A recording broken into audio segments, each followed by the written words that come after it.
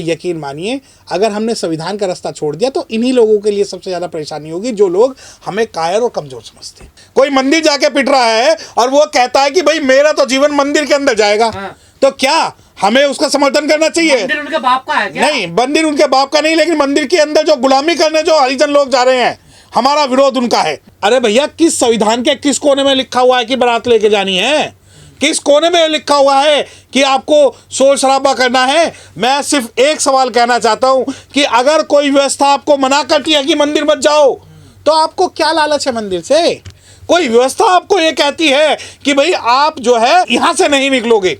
अरे तो व्यवस्था तो ये भी कहती है आप अच्छे कपड़े नहीं पहनोगे। नहीं, बिल्कुल बिल्कुल, देखिए बिल्कुल, आप अच्छा खाना नहीं खाओगे, बिल्कुल तो बिल्कुल छोड़ दें, नहीं, पहनने छोड़ दें। अब प्रतिरोध कौन करेगा?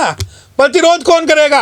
अगर कोई मंदिर जाके पिट रहा है, कोई मंदिर जाके पिट रहा है और वो कहता है कि भाई मेरा तो जीवन मंदिर के अंदर जाएगा, तो क्या हमें उसका समर्थन करना चाहिए? मंदिर उनके बाप का है क्या? नहीं, मंदिर उनके बाप का नहीं, लेकिन मंदिर के अंदर जो गुलामी करने जो हरिजन लोग जा रहे हैं, हमारा विरोध उनका है।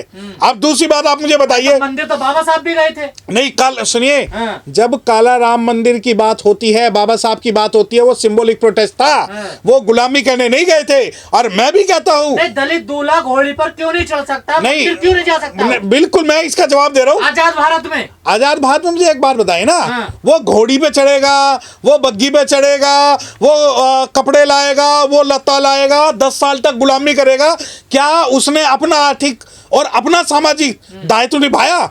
जिस दूल्हे की बारात पिटी है, कितना वो सामाजिक संघर्ष में साथ रहा। और दूसरी बात, अगर तुम कायर हो और आपके ऊपर बदला नहीं लिया जा सकता, तो ऐसी ढोंगी परंपराओं को मानने का कोई भी आपके पास हक नहीं है। हर चीज के लिए लड़ना पड़ता है। जब आप बाबा साहब की बात करते हैं, बदला कैसे लेगा? आप बदले की बात कर रहे हो, पुलिस उसके साथ नहीं, प्रशासन उसके साथ नहीं, सरकार उसकी नहीं, किसकी? समाज उसके साथ नहीं, बदले के लिए कैसे बदला लेगा? देखिए, एक मैं एक्ट दिखा रहा हूँ आपके चैनल के माध्यम से। इसका नाम है CST एक्ट। अरे सर, FIR नहीं हो रही, पूरे गांव के गांव खाली हो रहे हैं। मैं क्या कह रहा हूँ, हाँ होंगे ना।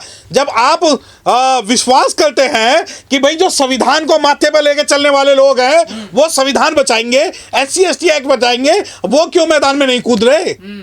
आप क्या राहुल गांधी आ जाएगा इस मुद्दे पर? क्या समाजवादी पार्टी आ जाएगी इस मुद्दे पर? परंतु आपको तो लगता है जिसने संविधान सर पे उठा लिया वो लड़ाई में कूदेगा। संविधान सर पे उठा रहे हैं उसी जात के लोग तो अपराध कर रहे हैं। नहीं, हाँ, गोली तो वही मार रहे हैं, डंडे तो वही चला रहे हैं। देखिए, ये जो आपने बात कही है कि जो संविधान उठा रहे हैं वही डंडे चला रहे हैं, वही गोली चला रहे हैं, ये बात समाज कब समझेगा? कब समझेगा समाज? समाज को तो ये लगता है कि नहीं, बहुजन समाज पार्टी जो है भाजपा की बी टीम है। क्या आज उत्तर प्रदेश के अंदर, क्या पूरे भारत के अंदर के मैं बता रहा हूं, मैं केवल उत्तर प्रदेश की बात नहीं कर रहा हूं, ये तो खबरें आप जैसे जो लोग हैं, जो बहुजन लोग हैं, वो खबरें दिखा दे तो दिखा दे। एक बात बताऊं, न केवल उत्तर प्रदेश, दिल्ली के अंदर सबसे ज्यादा अत्याचार हो रहे हैं। ये सारी घटना राजनीति के कारण हो रही है। भारत की व्यवस्था ऐसी है, बड़ी व्यवस्था ऐसी है। नहीं, राजनीति का छुआछूत मानती है ये, अच्छा, नहीं, भारत की व्यवस्था ऐसी थी, ऐसी है। परंतु मुझे आप एक बात बताएं ना, मैंने आपसे उत्तर प्रदेश का डाटा मांगा। आपको लगता है नहीं, जब NG की सरकार तब अपराध नहीं हुए दलितों पे? नहीं, कितने हुए? आप मुझे बताएं, अगर कोई अपराध का रिपीटेशन हुआ हो। अगर एक गांव में एक अपराध हुआ तो दोबारा कोई अपराध नहीं हुआ वहां पर, क्योंकि सत्ता बिल्कुल की है उन्होंने, बिल्कुल बदला लिया। और अगर मैं आपको बताऊं कि बहन जी खुद मुख्यमंत्री टिकैत ने क्या बोला उनको बताइए। तो उसके बाद में टिकैत का जो है कोई स्टेटमेंट आया उसके बाद टिकैत का आया। पूरा गांव का गांव जब बचाने के लिए खड़ा हुआ था, और जो भांड मीडिया, बिकाऊ मीडिया, गोदी मीडिया जब उसे ग्लोरीफाई करने में लगे हुए थे, उसके बाद में क्या हुआ? रीता बहुगुणा जोशी का आपको स्टेटमेंट पता है? उसके बाद में उत्तर प्रदेश छोड़ के भागे। और आप कहते हो कि ये हजारों साल की व्यवस्था है। अरे अगर हजारों साल की व्यवस्था है तो इसे किस माध्यम से लड़ोगे? कानूनी माध्यम से लड़ोगे, आर्थिक माध्यम से लड़ोगे, या राजनीतिक माध्यम से लड़ोगे? आपको राजनीति के अंदर हाँ मीठा मीठा गप गप, फिक्का फिक्का थू थू, आपको अत्याचार की बात करनी है, लेकिन बसपा की बात नहीं करनी। क्यों? शर्म आती है आपको? डर लगता है आपको कि कहीं अब आपकी बात से? उत्तर प्रदेश में तो बसपा है, जहां बसपा नहीं है। नहीं, कहां पर मुझे बताएं। मैं स्टेट वाइज डाटा बता रहा हूं। सभी लोगों को लगता है ना कि उत्तर प्रदेश के अंदर जो अत्याचार हो रहे हैं सिर्फ इस वजह से हो रहे हैं क्योंकि बहन जी बहुजन समाज पार्टी सड़कों पे नहीं आ रही। अब आप ही अपनी बात का जवाब देते हैं कि अब पूरे देश में अत्याचार हो रहे हैं। मैंने आपको एक एग्जाम्पल दिया कि बहुजन समाज पार्टी के शासनकाल में कितने अत्याचार हुए। जातिवादी जो गुंडे हैं ये क्यों रोकते हैं बारातों को? देखिए, क्या दलितों का देश नहीं है ये? ऐसा है, सुनो, कमजोरों का कोई देश नहीं है किसी भी जो विचारधारा के लिए। आप कहते हैं कि क्यों रोकते हैं, क्यों मनाते हैं। मुझे एक बात बताएं ना, ये बहुजन समाज पे चर्बी आज इतनी चढ़ चुकी है कि व्हाट्सएप फेसबुक पे तो लड़ाई लड़ देंगे, लेकिन अगर सामाजिक संघर्ष में, असली संघर्ष में सड़कों पे आने की बात होगी तो ये कोई भी सड़कों पर नहीं आएगा। दलित कमजोर है। बिल्कुल है, तो कमजोरों का रहने का अधिकार नहीं इस देश में। देखिए, आवाज उठाने का अधिकार नहीं है। मेरी बात सुनिए, इन जैसे ही लोग थे जब पार्लियामेंट के अंदर बाबा साहब की स्टैचू हटाई, उसके बावजूद भी 14 अप्रैल पे कई लोग जो है सिर्फ ये दिखाने गए कि नहीं, हमने सरकार की बात का समर्थन कर लिया। अब आप ये कहते हैं कि कमजोरों का रहने का अधिकार नहीं है। कमजोर क्या? आप शासन सत्ता में आप नहीं, लीगल आप नहीं, आर्थिक रूप से आप नहीं। अब अत्याचार की जहां तक बात है कि भाई अत्याचार हो रही है, और सारा दोष जो है अत्याचारियों के ऊपर दे देते हैं कि भाई वो उन्होंने अत्याचार किया। हाँ बिल्कुल ठीक है, मान ली आपकी बात, मान ली। क्या इलाज है इसका? इलाज आप बताएं ना। एक बार उत्तर प्रदेश के उन्नाव जिले के अंदर एक बारात पे पत्थर फेंके गए बसपा के शासनकाल में। बहन जी ने ओपनली ये कहा था एसएसपी से कि अगर एक भी पत्थर किसी भी शेड्यूल कास्ट की बारात पे चला गया तो तुम्हारी नौकरी जाएगी। और पूरे उत्तर प्रदेश के अंदर, पूरे बहुजन समाज पार्टी के शासनकाल में आप मुझे एक भी ऐसी घटना बता देना जहां किसी बारात पे पत्थर फेंका गया हो, जहां किसी जुलूस पे पत्थर फेंका गया हो, जहां किसी पे गोली मारी गई हो और पूरा जिले में हाहाकार मच जाता था कब एट्रोसिटीज होने पे। इन सब की जिम्मेदारी बसपा को लेनी चाहिए या गैर बसपाइयों को लेनी चाहिए? सवाल ये। अब आप ये कहेंगे नहीं नहीं, बहन जी तो घर से नहीं निकलती, इस वजह से एट्रोसिटी हो रही है। नहीं नहीं, बसपा के जो नेता है वो घर से नहीं निकलते, इस वजह से एट्रोसिटी हो रही है। और ये सारी जितनी भी एट्रोसिटी हो रही है बसपा से हो रही है। आप पूछिए सवाल, बिल्कुल आपका जायज भी है सवाल पूछना। अब मैं आपसे एक बात पूछना चाहता हूं। आप गूगल सर्च कर लीजिए, आप जिलों का डाटा निकाल लीजिए, बहन जी के बसपा बहुजन समाज पार्टी के शासनकाल में कितनी बारात रोकी गई थी, आप मुझे डाटा बता दें। अब आप मुझसे कहें कि यार आप तो जाति की बात कर रहे हैं, आप तो राजनीति की बात कर रहे हैं, आप तो ये दिखाना चाह रहे हैं कि बहुजन समाज पार्टी एकमात्र पार्टी है। नहीं, मैं आपको एक बात बताना चाहता हूं, बहुत क्रूशल चीज समझिए। ना सवाल यहाँ पर बहुजन समाज पार्टी का है, ना ही सवाल किसी दूसरी पार्टी का है। यहाँ सवाल है आज जो अनुसूचित जाति के ऊपर अत्याचार होने के बावजूद जो अनुसूचित जाति चुपचाप बैठी हुई है, उसका समाधान कैसे निकले।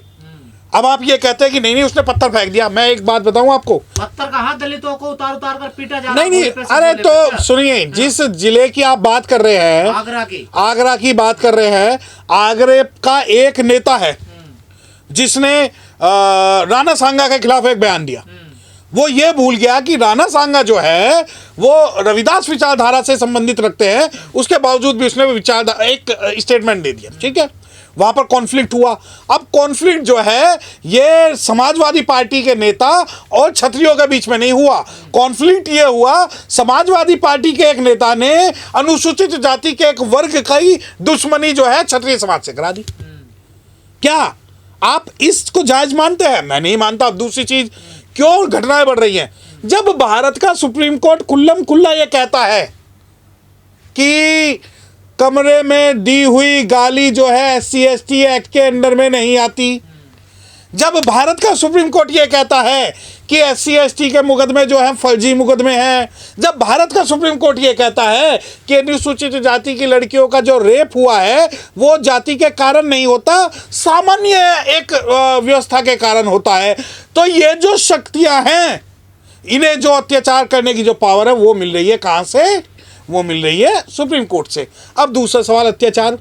मुझे मेरी समझ के हिसाब से, हो सकता है आपके बहुत सारे लोग मुझसे असहमत हो, कानूनी रूप से आप सक्षम नहीं हो। पूरे भारत के अंदर शेड्यूल कास्ट एडवोकेट की संख्या लाखों में है, लाखों के अंदर, और उसके बावजूद भी हम लीगल रूप से कमजोर हैं। इसमें कानून का राज है, जंगल राज है, ये बताइए। नहीं, आज तो देखिए, आपको अगर ऐसा लगता है कानून का राज है तो आपने कानून का राज दिल्ली के अंदर जब उस जज के घर पे करोड़ों रुपए जले हुए मिले थे तो उससे पता लग गया कि ये जंगल राज है, कानून का राज है। अगर यही पैसा किसी SC/ST OBC के पास मिल जाता तो उसकी 7 पुश्तें जो है जेल के पीछे होती। दूसरी बात, आप सुप्रीम कोर्ट की तरफ देखते हैं तो सुप्रीम कोर्ट एट्रोसिटीज के मामले में एक जजमेंट थी, काशीनाथ महाजन वर्सेस यूनियन ऑफ इंडिया की जजमेंट थी। सुप्रीम कोर्ट कहता है नहीं जी, SC/ST के मुकदमे जो है झूठे होते हैं। सुप्रीम कोर्ट कहता है कि अगर लड़की का भी बलात्कार हो रहा है, सुप्रीम कोर्ट कहता है कि आपको गालियां दी जा रही है तो आपको 2 इंडिपेंडेंट विटनेस चाहिए। और ऐसा पूरी दुनिया में कोई कानून नहीं है कि जब अब मैं बाहर निकलता हूँ यहाँ से चैम्बर से, कोई मुझे गालियाँ देता है, वो गालियाँ मुझे दे ले तो SC/ST की FIR दिल्ली में भी दर्ज नहीं होती। वो तो शहरों की, वो गाँवों की बात कर रहा हूँ, ठीक है। अब आप ये कहते हैं कि नहीं, उनके पास कहाँ से ताकत आ रही है? उनके पास ताकत आ रही है क्योंकि हम लोग आज चुप बैठे हुए हैं। हमारा ज़मीर मर चुका है, हमारी इंसानियत मर चुकी है, और आप ये कहते हैं कि नहीं कुछ तो बदलाव होना चाहिए। बदलाव क्या? जो आदमी वोट डालने पे डरता है, जो आदमी आवाज उठाने पे डरता है, वो समाज जो है क्रांति करने के लिए तैयार नहीं है। अरे तो डराया जाता है ना उसको, देखिए उसे वहीं रहना है, क्या करे वो बताइए। तो अच्छा, तो डराया जाता तो आप अत्याचार झेलिए, क्या की मजबूरी? क्या पॉलिटिकल मजबूरी होती है जब आप वोट डालने जाते हैं? दूसरी बात, समाज को जब संघर्ष की बात हुई, आप कितने लोग आए? अब लोग देखते हैं नहीं क्योंकि पॉलिटिकल पार्टीज हैं, हम राजनीति की बात नहीं करेंगे, सिर्फ समाज की बात करेंगे। पूरे भारत के अंदर 2.5 लाख संगठन रजिस्टर्ड हैं बाबा साहब के नाम से। अगर कहीं भी अत्याचार होता है और एक संगठन का एक आदमी भी आ जाए तो भी विद्रोह हो सकता है। लोग कुत्ते को अपने बेडरूम में सुलाते हैं, उसके पप्पी करते हैं, चप्पी करते हैं, जिन्हें क्या क्या करते हैं, और दलित गेट का आगे से निकल जाए तो अछूत हो जाता है वो आदमी। नहीं अछूत नहीं, कुत्ते से भी ज्यादा गिरा हुआ है दलित। नहीं, बिल्कुल है, बिल्कुल है। और वो इसलिए है क्योंकि वो एक नेता, एक विजन और एक आंदोलन में विश्वास नहीं रखता। अब आप कहे आंदोलन कौन सा? मैं बात करूंगा बुद्धिज्म की, तुम बात करोगे मंदिर की। मैं बात करूंगा बौद्ध विहार की, आप जाओगे राम मंदिर। मैं बात करूंगा BSP की, आप बात करोगे दूसरी। मैं बात करूंगा एक नेता की, आप बात करोगे सब नेता की। मैं बात करूंगा संविधान के असली रूप की, आप बात करोगे संविधान को सर पर लेके जाने वाले की। मैं बात करूंगा वर्तमान अत्याचार की, और आप बात करोगे कांग्रेस की। अत्याचारों को दबंगों ने अत्याचार है, ये कायर है, ये जातिवादी गुंडे हैं। मेरी बात सुने, अगर दबंगों की बात है कि भाई दबंग है, ये जातिवादी अत्याचार के गुंडे हैं। और अगर मैं खुल के आपके चैनल के माध्यम से कह रहा हूं कि ये तो हमारे लोग बेचारे शरीफ हैं जो हर अत्याचार को झेलने के बावजूद भी थाने, पुलिस, कोर्ट कचहरी के चक्कर लगाते हैं। वरना भारत के अंदर एक वक्त ऐसा भी था जब पूरे भारत को एक आवाज पे जो है बंद कर दिया जाता था, पूरे भारत को। अब दूसरी बात देखिए,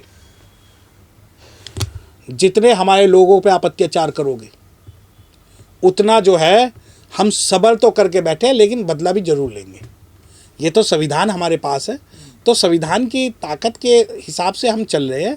वरना यकीन मानिए, अगर हमने संविधान का रास्ता छोड़ दिया तो इन्हीं लोगों के लिए सबसे ज़्यादा परेशानी होगी, जो लोग हमें कायर और कमज़ोर समझते हैं। तो जो भी लोग हमें कमज़ोर, समाज को कमज़ोर समझना चाहते हैं, उन लोगों के लिए चैलेंज भी है और चेतावनी भी है कि ये चीज़ें छोड़ दीजिए, वरना बहुत जल्दी जो है बहुत बड़ा बदलाव हो। जब मेंढक को पानी में उबालते हैं तो उसमें उबलते हुए पानी में मर जाता है वो, और अगर उबले हुए पानी में डालो तो कूद के वो बाहर आ जाता है। तो हमारे समाज की जो सारी एनर्जी है, सारा जो संघर्ष है, वो संगठन बना के रुपया कमाने के अंदर वो सारा जो है उन्होंने अपनी एनर्जी वेस्ट कर दिया, और अब वो जो संघर्ष के लायक नहीं है।